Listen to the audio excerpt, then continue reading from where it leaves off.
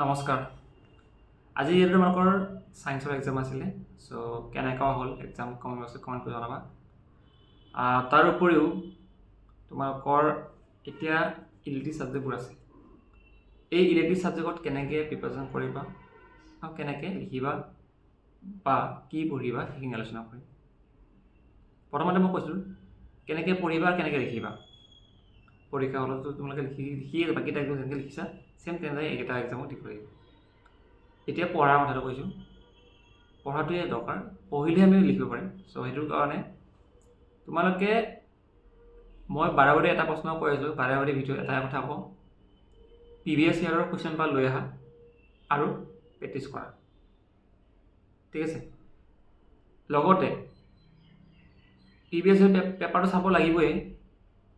তাৰ উপৰিও মেইন ডাঙৰ বস্তুটো হৈছে কনচেপ্ট আমি ক্লিয়াৰ কৰিলে পেপাৰ এনচাৰবোৰ আমি পঢ়িলে উত্তৰ লিখিব পাৰিম, যদি নপঢ়োঁ কেনেকৈ উত্তৰ লিখিব পাৰিম। সেইবাবে প্ৰথমতে যিকেইটা লেচন আছে সেই লেচনখিনি তোমালোকে ভালদৰে পঢ়িব লাগিব। ছাপ'জ এতিয়া মই যদি ইলেক্টিভ ছাবজেক্ট যিকোনো লৈছোঁ বা জিঅ'গ্ৰাফী লৈছোঁ বা সংস্কৃত লৈ লৈছোঁ বা ঠিক আছে, জিঅ'গ্ৰাফী আৰু সংস্কৃতৰ ক্ষেত্ৰত মই কৈছোঁ যে তোমালোকে কি কৰা, কিতাপখন ভালকৈ পঢ়িব লাগিব। কিতাপত কি আছে কি নাই চিলেবাছৰ বিষয়ে ভালকৈ চাই লৈ গোটেইখিনি আয়ত্ব কৰাৰ পিছতহে তোমালোকে কি কৰিবা, PYQবোৰ ছল্ভ কৰাৰ চেষ্টা কৰিবা। সংস্কৃতত একেবাৰে ভাল নম্বৰ ল'ব পাৰিবা, 100 ভিতৰত 100 পায়, কিছুমানে 99 পায়, কিছুমানে 90 পায়, মানে বেছিভাগৰে ভাল হয় সংস্কৃত ছাবজেক্টটোত। মই কৈছোঁ আৰু তোমালোকে মেইনলি ফ'কাছ কৰিবা সংস্কৃতত, যে সংস্কৃতৰ পৰা যে অসমীয়ালৈ অনুবাদ কৰিব লাগে সেইবোৰ বস্তুবোৰ অলপ ভালকৈ প্ৰেক্টিছ কৰা, ধামাধুম প্ৰেক্টিছ কৰা, শব্দবোৰ মুখস্থ কৰা, আৰু যিহেতু অসমীয়াত থাকিব কিছুমান সংস্কৃত অনুবাদ কৰিব লাগে সেইবোৰো ভালকৈ চোৱা, ধাতুটো মুখস্থ কৰা। ঠিক আছে, কিমান বচন আহে বা সেইবোৰ মই পাৰিছোঁ বাৰু। ঠিক আছে, ব্যাখ্যাবোৰ ভালকৈ লিখা, মেইনলি ব্যাখ্যাত বহুত নম্বৰ থাকে, ব্যাখ্যাবোৰ অলপ ভালকৈ লিখাৰ চেষ্টা কৰা, ভাল প্ৰেজেণ্টেশ্যনত লিখাৰ চেষ্টা কৰা, থেপাথেপিকৈ লিখিব নালাগে, অলপ আহল বহলকৈ লিখা তাৰ ব্যাখ্যাবোৰ।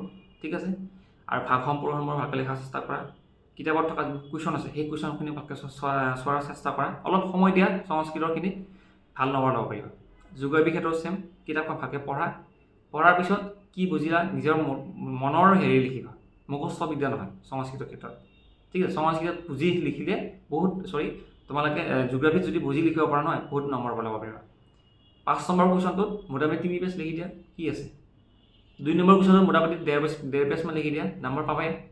সেইবুলি আকৌ তুমি যি প্ৰশ্ন সোধে সেইটো প্ৰশ্ন ডাইৰেক্ট পাৰা যদি ডাইৰেক্ট এনচাৰ দিয়াৰ চেষ্টা কৰিবা। ধৰি লওক কিছুমান যদি মই দি দিব পাৰে যে অৱবাহিকাৰ কিবা কিবি এনেকুৱা ধৰণৰ কুৱেশ্যন বা নদী বান্ধৰ ওপৰত হ'ব পাৰে বা নদী সৰ্বৰ আহিব পাৰে। ঠিক আছে, বা প্ৰাকৃতিকৰ ওপৰত আহিব পাৰে। চ' সেইবোৰৰ ওপৰত যোনবোৰ যদি ডাইৰেক্ট প্ৰশ্ন সোধে তেতিয়া ডাইৰেক্ট এনচাৰ দিয়াৰ চেষ্টা কৰিবা। আৰু যদি কোনোবা ডাইৰেক্ট আনচাৰ নোসোধে, যদি বুজাই লিখা কিবা লিখা তেতিয়া 1.5 পেজ 2 পেজ লিখাৰ চেষ্টা কৰা, নম্বৰ পাই যাবা। প্ৰিভিয়াছ ইয়াৰ চোৱা, আৰু তোমালোকে জিঅ'গ্ৰাফী চাগে মেপ চেপ আহে নেকি, চাগে ড্ৰয়িং চুইং আহিব পাৰে। চ' মেপৰ কাৰণে অলপ চাই থ'ব পাৰা। ঠিক আছে, এইখিনি ভালকৈ চোৱা। বাকীকেইটা ছাবজেক্টো চেম, কম্পিউটাৰ হওক বা যাৰ IT আছে, যি আছে ছাবজেক্ট, তোমালোকে কি কৰা, কিতাপখন ভালকৈ পঢ়িব লাগিব।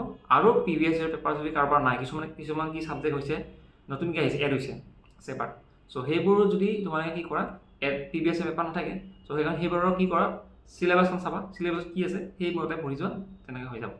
ঠিক আছে, আৰু কিতাপত যিখিনি বস্তু আছে পাঠ্যক্ৰমত সেইখিনি পঢ়া, লগতে প্ৰি টেষ্টত যি পাতিছিলে এক্সাম মানে তোমালোকৰ পৰীক্ষাৰ কলেজৰ বা স্কুলৰ তোমালোকৰ যিবোৰ টিচাৰে বা প্ৰশ্ন কাটিছিলে সেইবোৰ অলপ পঢ়াৰ চেষ্টা কৰা। সেইখিনি চালে আৰু বেলেগ চাব নালাগে, ধুনীয়াকৈ এক্সাম দি পেলাই ব্যস্ত এতিয়া তোমালোকে আজৰি হ'ব পাৰিবা। এতিয়া তোমালোকৰ কাৰণে জীৱনৰ ডাঙৰ এটা মেট্ৰিক পৰীক্ষাটো দিয়াৰ পিছত তাৰপিছত তোমালোকে লাহে লাহে এতিয়া ফাৰ্ষ্ট ইয়াৰ পাবা। ফাৰ্ষ্ট ইয়াৰৰ পৰা কিছুমানে NEET JEE পৰা কাৰণে প্ৰিপেৰেশ্যন চলায়। চ' সেইকাৰণে তোমালোকে এটা কাম সময় বৰবাদ নকৰিবা, পূৰা পঢ়াৰ চেষ্টা কৰা। ঠিক আছে, পূৰা পঢ়াৰ কাৰণে চেষ্টা কৰা, সময় বৰবাদ নকৰিবা কোনো কাৰণতে পঢ়াৰ কাৰণে।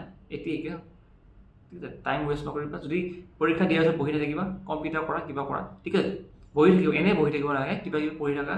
বা তোমালোকে ছায়েন্সৰ কাৰণে যদি কোনোবাই ছায়েন্স ল'ব বিচাৰিছে তেনেহ'লে ছায়েন্সৰ কাৰণে অলপ পঢ়া, ক্লাছ 9ৰ কিতাপখিনি পঢ়ি থাকা, ফিজিক্স বায়'লজি কেমেষ্ট্ৰি এইবোৰ লাগি থাকিব জীৱনটো ছায়েন্সৰ ষ্টুডেণ্টত, চ' এইকেইটা পঢ়ি থাকা।